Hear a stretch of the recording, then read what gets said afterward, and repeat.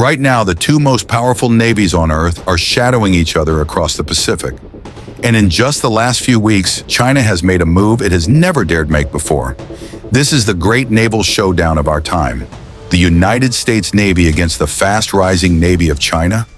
It's the defining military rivalry on the planet. It is escalating quickly, and it's unfolding in the waters around Taiwan, Japan, and the Philippines. And the timing could not be more dangerous. Just as China presses, America's carrier fleet is stretched thin. Much of its strength pulled west to the Middle East in order not to escalate the grinding situation with Iran. With its attention and its reserves dragged the other direction, the real question becomes whether the U.S. can still answer fast enough out here. Stay with me. Start with the raw matchup because it surprises most people. By sheer number of warships, China now has the largest navy on Earth, somewhere north of 370 battle force ships against roughly 290 for the United States. And China builds new ones at a staggering rate. By some U.S. Navy estimates, its shipbuilding capacity is more than 200 times larger than America's. An industrial gap Washington is now scrambling to close. But numbers alone don't tell the story. The U.S. Navy still holds crushing advantages where they matter most. 11 nuclear-powered supercarriers to China's 3, and while China's newest carrier, the Fujian, now hurls its jets off the deck with catapults much like an American flat top, Beijing remains years and many ships behind.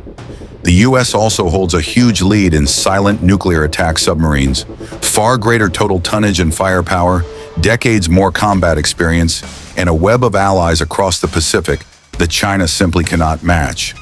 So this isn't a simple question of who's bigger.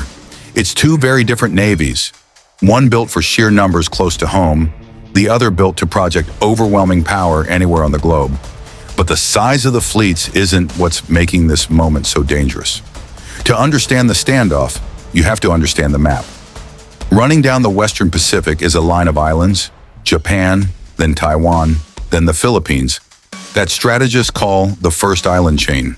For 80 years, the United States and its allies have treated that chain like a fence, a barrier that lets them bottle China's navy up inside its own coastal waters in a crisis.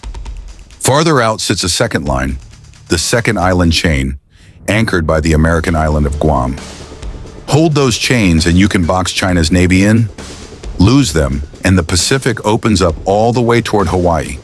For decades, China's navy stayed penned behind that first fence, and the entire contest comes down to a single thing. China is trying to break out, to push past those islands and into the wide-open Pacific beyond. In just the last few weeks, it started doing exactly that. This is where it gets real. Just days ago, a Chinese flotilla pushed into the waters east of Taiwan, on the Pacific side of that first island chain, in the very sea lanes Taiwan would depend on to survive a war. It's water a Chinese fleet has no historic business patrolling, and the message was unmistakable. We can operate here now, too. Around the same time, China's aircraft carrier group steamed out past the first island chain toward Guam and launched a punishing 170 aircraft sorties in a single week. A Chinese warplane and a Japanese one squared off in a tense mid-air encounter over Japanese waters. And when an allied Dutch warship sailed near Chinese-claimed islands, Beijing didn't just shadow it, it scrambled ships and fighters and hit the frigate with electronic jamming to drive it off. Hundreds of miles to the south, Chinese Coast Guard ships keep ramming Philippine boats and blasting them with water cannons around a handful of disputed reefs, trying to starve out a tiny Philippine garrison, clinging to a rusting warship that Manila deliberately ran aground years ago just to hold its claim. Each of these is a probe. China is leaning on that fence, section by section, to find where it gives. And it chose this moment to push for a very specific reason. And these aren't distant maneuvers on a map. Out on that water, it's intensely personal and dangerous. Warships from both sides shadow each other for days, sometimes passing within a few hundred feet. Chinese vessels have blinded other crews with military-grade lasers, cut dangerously across their bows, and fired water cannons strong enough to injure sailors and tear equipment off the deck.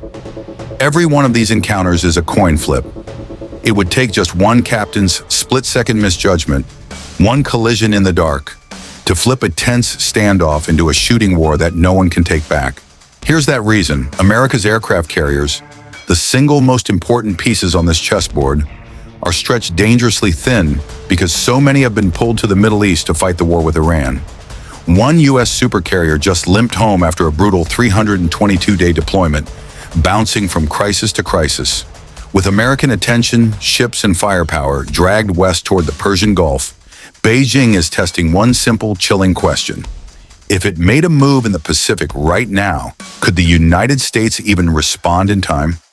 China has spent years building its entire strategy around that question, fielding long-range missiles nicknamed the Carrier Killer and the Guam Killer, weapons designed for one purpose: to hold America's carriers so far back they can't reach the fight. The Carrier Killer is built to reach out roughly 1,000 miles and strike a moving ship at sea.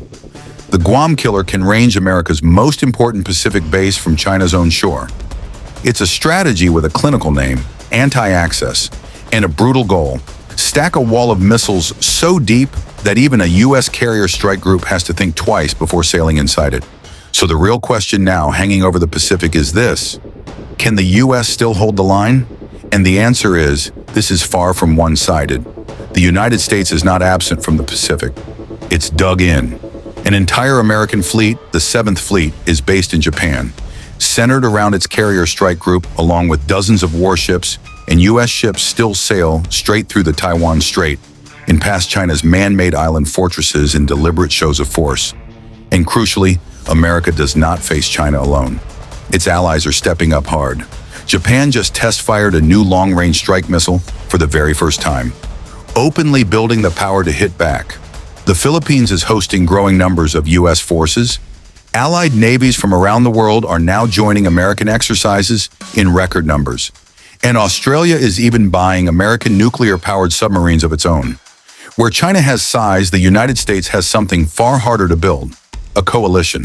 Those allies are the first island chain: Japan, the Philippines, and others, turning their own shorelines into a barrier of radars, missiles, and bases pointed straight back at China. And beneath the surface, America's nuclear submarines, the quietest and deadliest on Earth, remain the one piece of the U.S. arsenal that China still cannot reliably find, let alone stop. And make no mistake about why both sides are willing to risk so much over this water.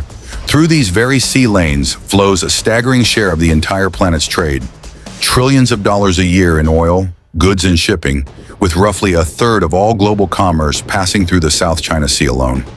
Sitting right in the middle is Taiwan, a small island that builds the most advanced computer chips on the planet, the brains inside nearly every phone, car, and weapon on Earth, and an island Beijing has vowed to take. If China seized those chip factories or simply blockaded the island, it could choke the supply that runs the modern world almost overnight. Whoever controls these waters holds a hand on the throat of the global economy. That is the real prize. That is why neither side will back down. So this is the showdown unfolding across the Pacific. The largest navy in the world pushing outward, and the most powerful navy in the world, backed by its allies, pushing back, with Taiwan caught in the middle and America fighting on two fronts at once. Not a single shot has been fired between them, but the ships keep getting closer, the moves keep getting bolder, and the margin for a single mistake is shrinking by the week, because everyone out on that water already knows the truth. A standoff this tense stays peaceful only until the day it doesn't.